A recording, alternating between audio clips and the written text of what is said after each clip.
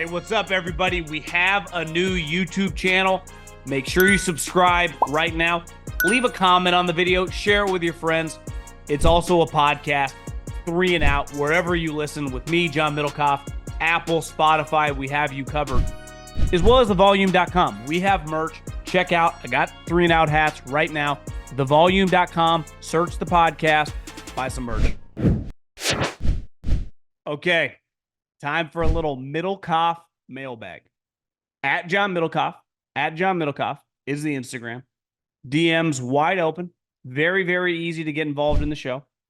Fire in those DMs, like my guy Riley here, and get your question answered. Fire in. Wide open. Holler. Other than Patrick Mahomes, should any quarterback make that kind of money? Mahomes is a Hall of Fame generational quarterback up there with the greats. Shouldn't everyone else make 30% less because they need more talent around them to compete? Good question. Mahomes isn't even the highest, not even close. I mean, there are several guys now making more than him, right? Herbert makes more, Burrow makes more, Lamar makes more, Hurts makes more. So you got a lot of guys, he took, quote unquote, a team-friendly deal. It's just not the way sports work. It's not the way the world works, really, right? Things get more expensive, especially in the world we're living in, as time goes by. So, yeah, in theory, 100%, he should be the highest paid player by a substantial margin, right? I totally believe that. But that's not the way the business works. So, like, we can talk about it, and I've been talking about forever, like, there should be a second tier, like the Dak Prescotts, the Kirk Cousins. If you got Mahomes and Lamar making 45, 50, like those guys should make 30. We talked about it last show with Tua, but it just doesn't work that way. If you factor in the importance to the television ratings, which is the business to, for example, the NBA, LeBron and Steph Curry should make each like $150 million. And even Jokic, who's the best player in the NBA, people don't watch his games relative to those guys. The ratings were awful last NBA Finals. So their value is incredibly high, but they all make the same. I mean, give or take a few million, depending on when you sign the contract. So I think a lot of people in business say this all the time. Like, timing is a big part of success or failure, right? Look at Mark Cuban. Mark Cuban got really rich because he sold at the top in like 99 or 2000, the internet TV. Sold for, I forget the exact number, but 6 months, a year later, it was worth nothing. So it's like things change. Now, that's not the way it works in quarterback contracts, but are we living in a world where Brock Purdy in a year is going to be making more if he has another good year than Patrick Mahomes? I don't agree with it, but it's conceivable. So it's like, yeah, it's just not the setup. The way the cap league worked, it's never going to be. So it's kind of a dumb conversation. It's kind of the conversation we have a lot when it comes to should you get one contract on your team if you draft the guy not count? I think we all agree, like, yeah, it's a pretty good idea. Should the quarterback contract, if you've drafted the player, count for 50% against your salary cap? People are like, yeah, that's fair. But none of these ideas ever happen. And it's like great think tank ideas. It's just, it doesn't even feel like we've ever got remotely close to any of that stuff. It's like, what are they going to do at the league meetings? Oh, they're going to ban the hip drop tackle. They're going to change the kickoff rule. They never change the financial setup for players that way. What are your expectations for Seattle this year? That's a good question. I think they're a team to keep an eye on this week, because I look at them a lot differently. If you go, well, they've added Michael Penix. Okay. Okay, now we're cooking. If Geno Smith's their starting quarterback, we know what they are. And let's face it, we can talk a lot of shit about Pete Carroll in terms of relative to, like, they had really stalled the last couple of years. The defense was terrible. But Pete Carroll's a Hall of Fame coach. And the chances that Mike McDonald, who was an elite defensive coordinator, is as good of a head coach as Pete Carroll, I mean, the chances are just slim to none. As crazy as that sounds, because you're like, oh, Pete's been bad. Yeah, might want to Google the guy's resume. And obviously most people listening to this podcast knows he's really successful, but so it could be a down. You have a great wild card at coach, and your quarterback has proven that he has a ceiling. Really good guy, easy story to root for, but can only get you so far. So I don't know. I'm kind of interested to, like, do you take a quarterback high in this draft? Because if you do, then and depending on who it is, I'm like, damn, who knows? Maybe they trade 2 first-round picks and trade up, take a big swing. I wouldn't say it's off the table. Hey, John, hope you've been well. Been an active listener for a couple months now, and I'm hooked. I like this guy. I grew up in the Midwest, and TV wasn't a big deal until the Cardinals or the Rams were playing. We still remember the greatest show on turf era. Always a Rams fan. Not hopping on the Chiefs bandwagon since everyone here did. My question is this. How many people prefer podcasts over listening to TV? Talking about sports. Obviously, Colin is great when he comes on, but I'm usually working. I get all my information from podcasts. I have a guy for everything.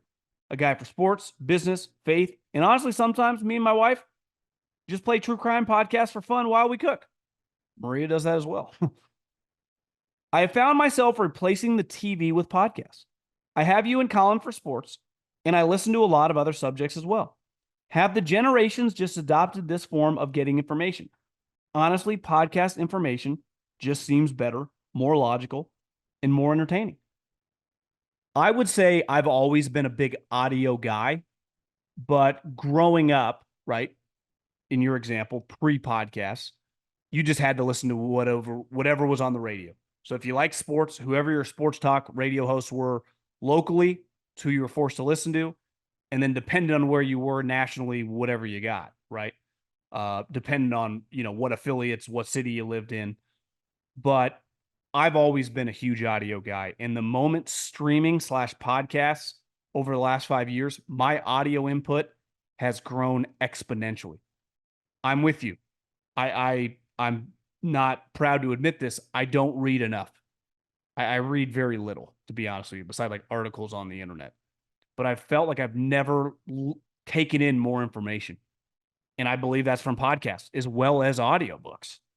I just started the Sam Walton audiobook. Pretty interesting. But the amount of podcasts I listen to, like you said, for like different things, like, hey, I got a couple NBA podcasts. I got like 5 golf podcasts. I don't really listen to football podcasts unless like Rosillo's talking about it or something, and a lot of business podcasts. So I'm with you. I listen to, Colin. It's like sometimes because of my office setup, I can watch, an hour or whatever. But if I'm on the go, I listen to him. I listen to his podcast or the best of at the end of the day. So I'm with you.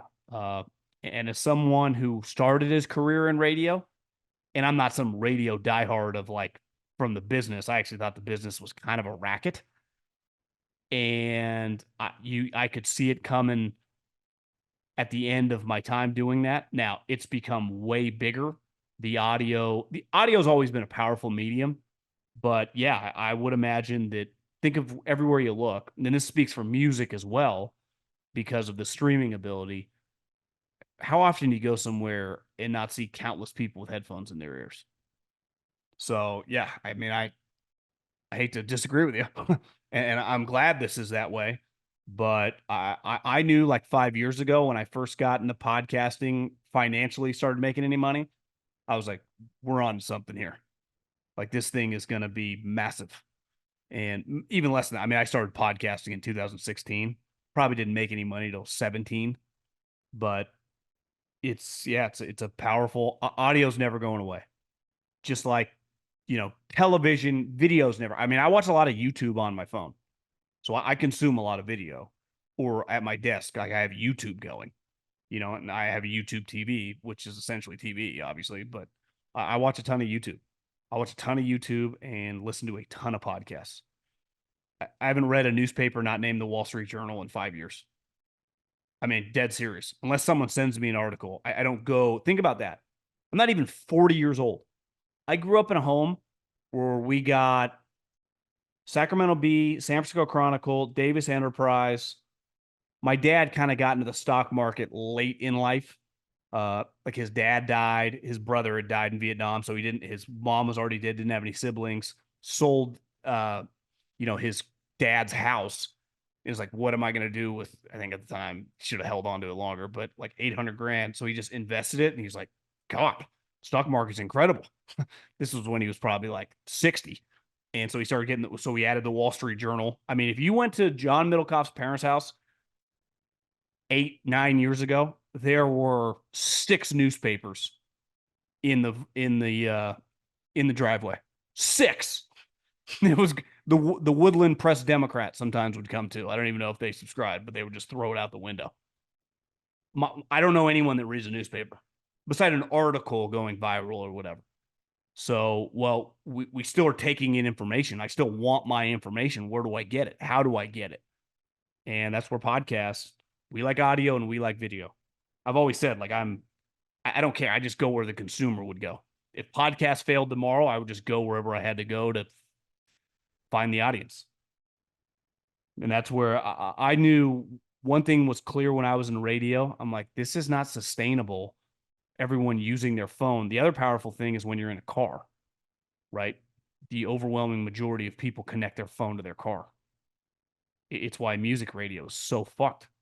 Like, if you're going to listen to music, you're not going to give it what I still kind of do every once in a while, but the majority of younger people don't. They stream Apple Music, Spotify, Pandora, whatever, to their car.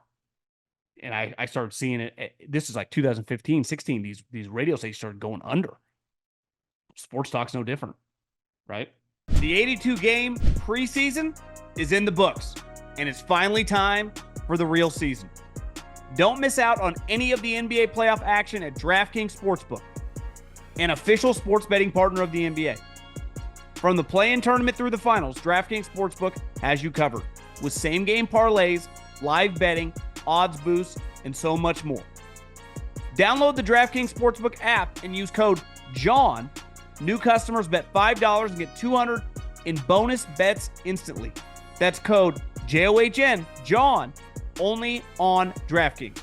The crown is yours. Do you think Jordan Love should be paid as a top 10 quarterback salary as it's currently rumored? He looked great at the end of the year, but it looked dicey for the first half of the season. I think Love is better, but could it be worth the wait a season like you suggested with Tua and just paying a premium? What I think would be fair, right? You could get a lower cost right now. Like if you just put 4 years, $120 million in front of him and guaranteed 80. So it's like, what would that average? 30 a year? Would he sign that? He might. Like, I mean, he's never made any money. You're offering me 85 guaranteed, 30 a year. He might, but he also might not. But would you just wait instead if, or maybe that's 150, 5 years, 150, it's hard. I mean, he's like you said, he's played 6-7 good games. What probably is the prudent move, even if you would have to pay a little more, why not give it like till mid-October? Let's just see 5-6 more games. Because there were games last year, let's face it, I don't think it's hyperbole. He looked like Aaron Rodgers. He was fucking incredible in certain games. You're like, this is unreal. And like most of us, we didn't know anything about him because he never played. That's where I think makes this tough because everyone was kind of going, God, what the hell is this guy? But he never played. And then by the middle of the year, he started getting his kind of feet under him. And he was really confident. You're like, geez, Louise. Now, part of being a good player, what makes Josh Allen, what makes Lamar, what makes Patrick Mahomes, these guys good players every single year.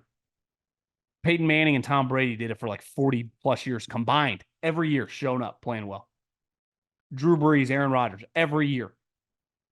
Right? There can't be these ups and downs. I mean, you can have a down year, but if over the course of 10 years you've had one down year, like you've proven it over the period of time. It's always what made Eli so maddening. Like he was kind of a roller coaster, right? You like your high-end guys to be good every year.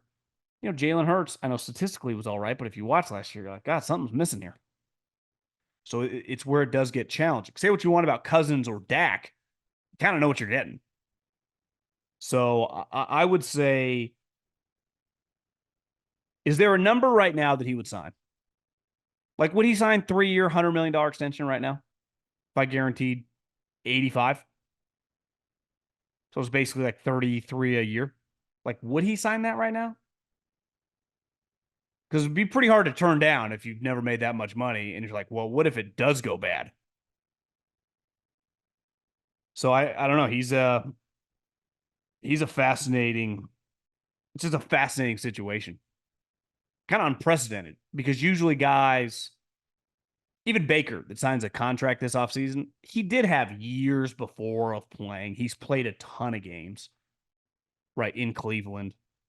It's like Jordan Love has one season as a full-time starter.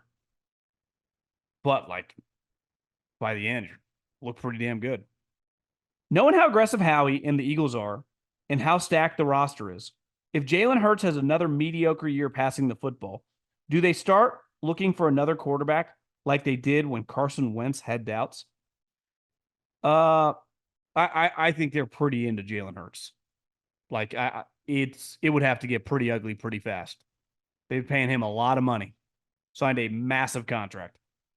Like Carson signed a big one. This thing's in a different stratosphere because of the guaranteed money changed so dramatically over like a 4-year span.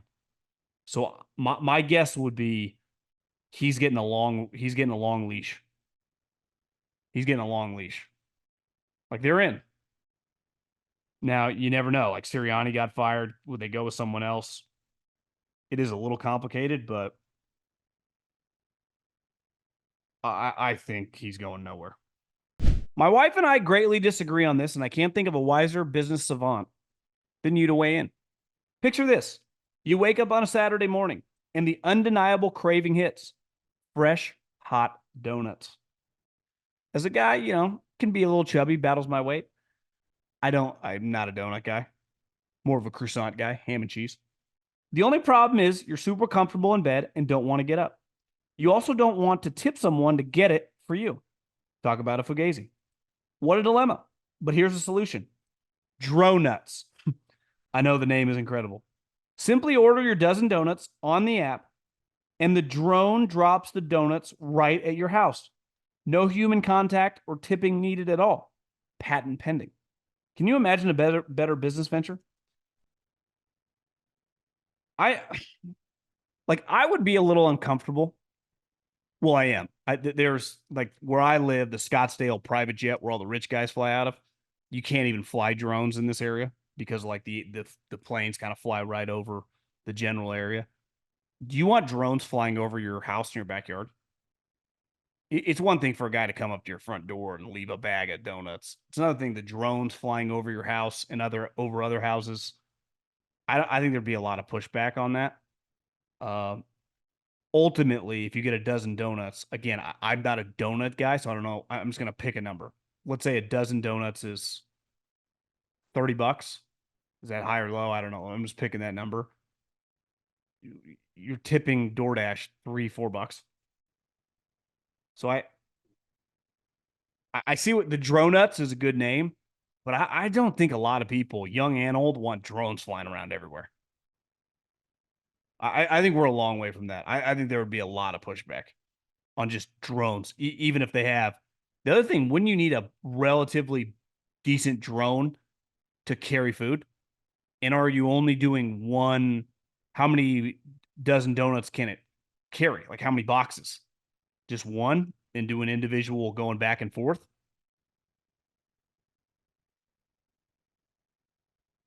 People think outside the box. I'll give you that. Draft question from Pete. You were a scout and went through December to late April draft process with people in management above you. Listening to all the mock drafts, player analysts, etc. on ESPN talk shows, Fox Sports, putting down Colin, his ways of explaining things are amazing. What does team management say when they hear a mock draft rumor of the offseason false reports? Can you give us some stories? Well, I think when you work in it, everyone's paying attention to the mock drafts, right? We used to accumulate them all in the office and have a packet. Like if you're Howie Roseman or Chris Ballard, you're reading the mock drafts. But ultimately, the difference of what those guys are doing than everyone on television, beside like Schefter, who like is legit knowledgeable in terms of like he's just spewing knowledge that he's hearing, is as a GM, I'm constantly talking to the other GMs. So I get an idea and feel for kind of what's going on. Not necessarily what players they're going to pick, but just would this team trade? Would this team not trade? How dead set are they? What they're asking for? So I think it didn't matter what I thought. I could watch all the information, have takes. There's only one decision maker in the room, maybe two if they have to work together, the coach and the GM. So a lot of us, like the worker bees, the scouts, that whole time from December to April is just all about nonstop accumulating information. That's really what you're kind of dead set on.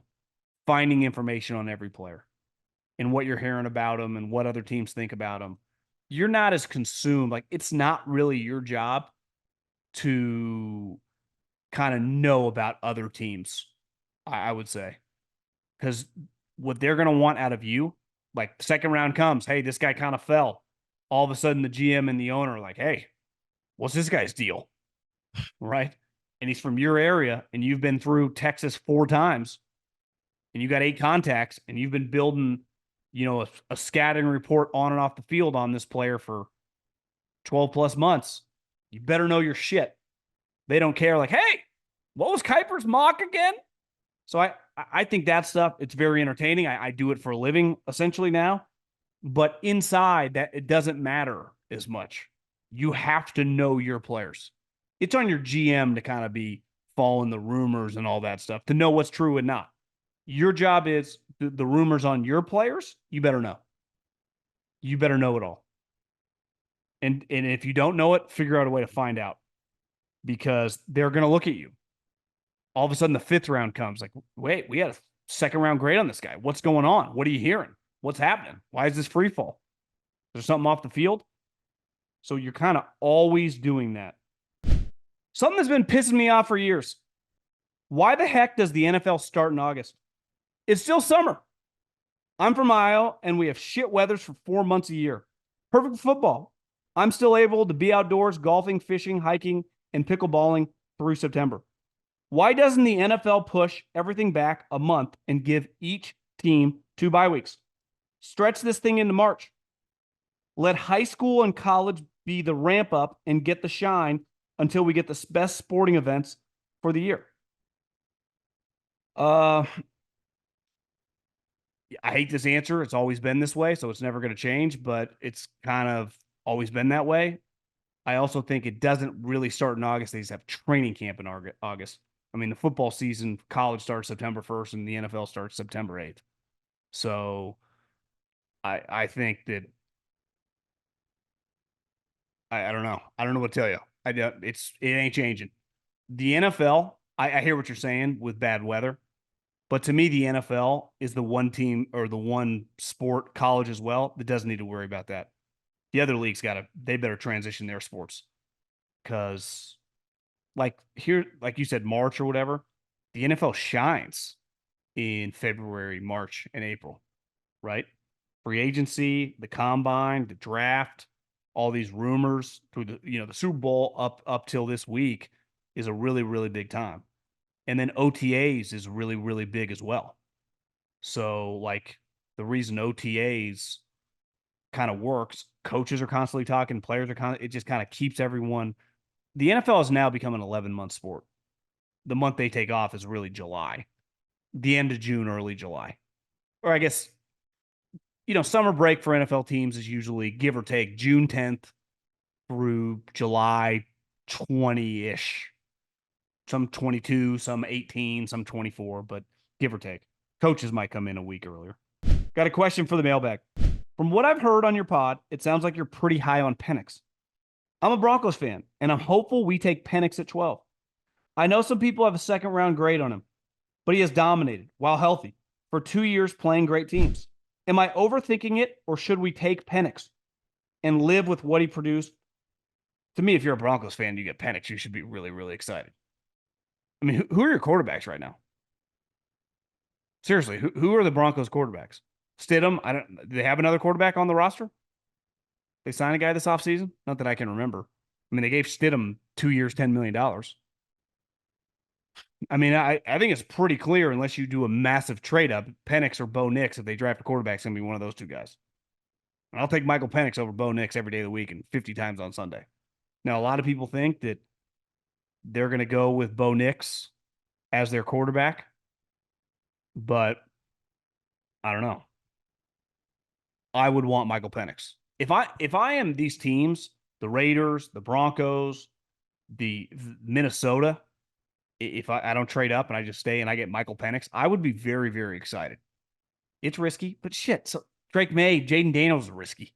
Hell, Caleb Williams is risky. It's the NFL. They get Michael Penix. Yes. He's been injured before. Yes. He did not look good against Michigan. But holy shit, he looked good 95% of the time he was at Washington. And he looked really good. So if I was a fan and we just get this guy in the teens or the 20s, if he doesn't go in the first round, I'd be stunned. I mean, I would be floored. That guy makes it to the second round, which feels impossible. Now, a lot of people don't think that these teams are going to take him in the early teens. Time will tell, but I would be excited. Appreciate everyone. Keep firing in those DMs.